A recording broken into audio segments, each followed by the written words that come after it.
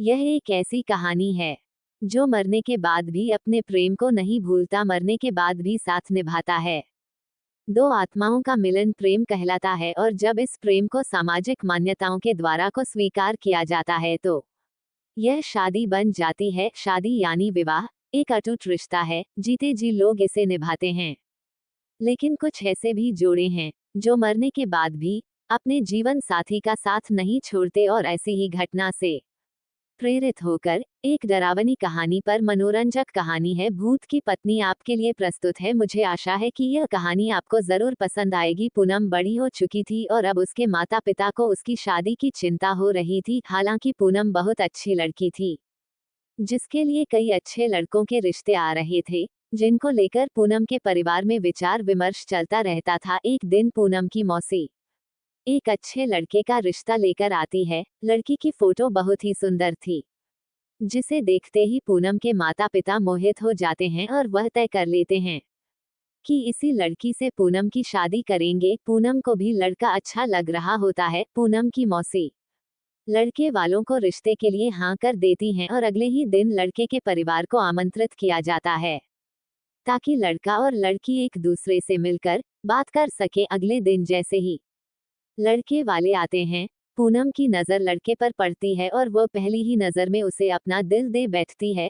पूनम के घर में लड़के वालों का जबरदस्त स्वागत किया जाता है। दोनों परिवारों के बीच में रिश्ते की बात तय होते ही दोनों की धूमधाम से शादी कर दी जाती है। शादी के बाद लड़का पूनम को लेकर शहर चला जाता है। शहर में वह कंपनी के मकान में रहता था। दोनों की शादीशुदा जिंदगी खुशनुमा चलने लगती है। पूनम अपने पति को बहुत प्यार करने लगी थी। ऐसा लग रहा था मानो पूनम को 7 जन्म की खुशियां एक ही जन्म में मिल गई हो। एक दिन पूनम और उसका पति फिल्म देखने थिएटर जाते हैं। दोनों पूरा दिन खूब मजा करते हैं, लेकिन जैसे ही वह वापस लौट रहे होते हैं, अचानक एक कार पूनम के पति को जोरदार टक्कर मार के चली जाती है। वह तुरंत अपने पति को उठाती है और उससे पूछती है कि आपको कहीं चोट तो नहीं लगी। पूनम का पति मुस्कुराते हुए पूनम के साथ चलने लगता है। पूनम अपने पति के साथ घर आ जाती है।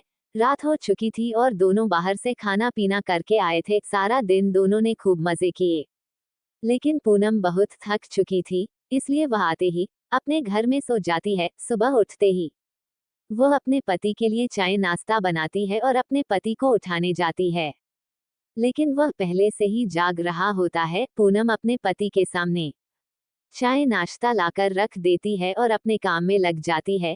कुछ देर बाद जैसे ही पूनम वापस आती है तो चाय और नाश्ता वैसे ही रखे होते हैं। पूनम के पति ने उसे हाथ तक नहीं लगाया था। वह अपने पति से बोलती है, यदि आपको चाय नहीं पीनी थी तो आप मना कर देते, बर्बाद क्यों करवा दिया। पूनम का पति कहता है, कोई बात नहीं, मेरे लिए खाना मत बनाना, आज मेरा मूड नहीं है। पूनम का पति तैयार होकर अपने ऑफिस के लिए निकल जाता है। सारा दिन पूनम अपने घर में काम करती और अपने पति का इंतजार करती रहती। 2 दिन गुजरते ही पूनम के घर के दरवाजे पर कोई आवाज लगाता है। पूनम दरवाजा खोलती है। सामने उसी कंपनी का चौकीदार खड़ा होता है जिसमें पूनम का पति काम करता है। चौकीदार पूनम से पूछता है, मैडम 2 दिनों से सर ऑफिस नहीं आए हैं, उनकी तबीयत खराब है क्या? मुझे मैनेजर साहब ने भेजा है। पूनम को आश्चर्य होता है क्योंकि उसका पति तो रोज तैयार होकर ऑफिस के लिए निकल जाता था, फिर वो ऑफिस कैसे नहीं पहुंचा। चौकीदार के जाते ही पूनम अपने पति के घर लौटने का इंतजार करने लगती है। शाम को पूनम के पति घर आता है। वो उनसे पूछती है, आप ऑफिस के बहाने से कहाँ जाते हैं? पूनम का पति उसे यहाँ वहाँ की बातों में घुमाकर अपने कमरे में चला जाता है। अगली सुबह पूनम अपने घर के दरवाजे पर दूध ले रही होती है। तभी चौकीदार फिर से आ जाता है और कहता है, क्या साहब अभी तक नहीं आए? पूनम कहती है, वह तो अंदर बैठे हैं, जाओ मिल लो। चौकीदार घर के अंदर पहुंच जाता है। वह चारों तरफ देखता है, उसे कुछ नजर नहीं आता। पीछे से पूनम दूध लेकर आ जाती है। चौकीदार पूनम से कहता है, कहाँ हैं साहब? पूनम कहती हैं, अंधे हो गए हो क्या? तुम्हारे सामने ही तो बैठे हैं। लेकिन चौकीदार को पूनम पागल लग रही थी क्योंकि सामने कोई नहीं बैठा था। दरअसल उस रात जो कार एक्सीडेंट हुआ था उसमें पूनम के पति की जान जा चुकी थी। चौकीदार पूनम से दोबारा कहता है, मैडम वहां कोई नहीं बैठा है, लेकिन पूनम चौकीदार को चिल्लाते हुए अपने पति को जाकर पकड़ लेती है और कहती है, ये देखो इतना बड़ा इंसान, तुम्हें नजर नहीं आ रहा? पूनम के साथ कोई दिखाई नहीं दे रहा था। चौकीदार वापस लौट जाता है और कंपनी में जाकर सारी बात कह देता है। जब कई दिनों तक पूनम का पति काम पर नहीं आता तो कंपनी की तरफ से दिया हुआ कमरा खाली करने के लिए नोटिस भेजा जाता है। पूनम नोटिस पढ़ते ही चिंतित हो जाती है और अपने पति से कहती है, आप कंपनी में काम कर रहे हैं, फिर क्यों हमें इस घर से निकलना होगा?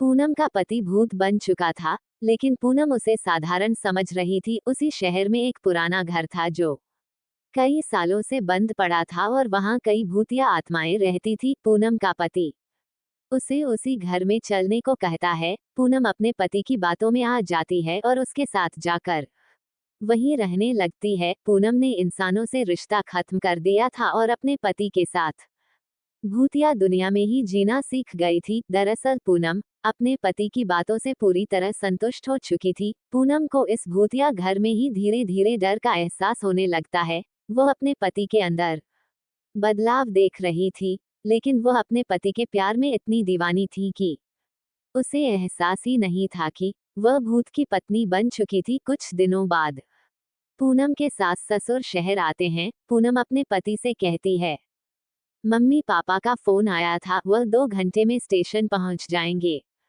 उन्हें जाकर ले आओ। पूनम का पति उससे बाहर जाने का बहाना कर देता है और उसी को स्टेशन जाने को कहता है। पूनम अपने सास ससुर को स्टेशन से जाकर ले आती है। सास ससुर आते ही अपने बेटे यानी पूनम के पति के बारे में पूछते हैं। पूनम कहती है, वो अभी किसी काम से बाहर गए हैं, कुछ देर में आ जाएंगे।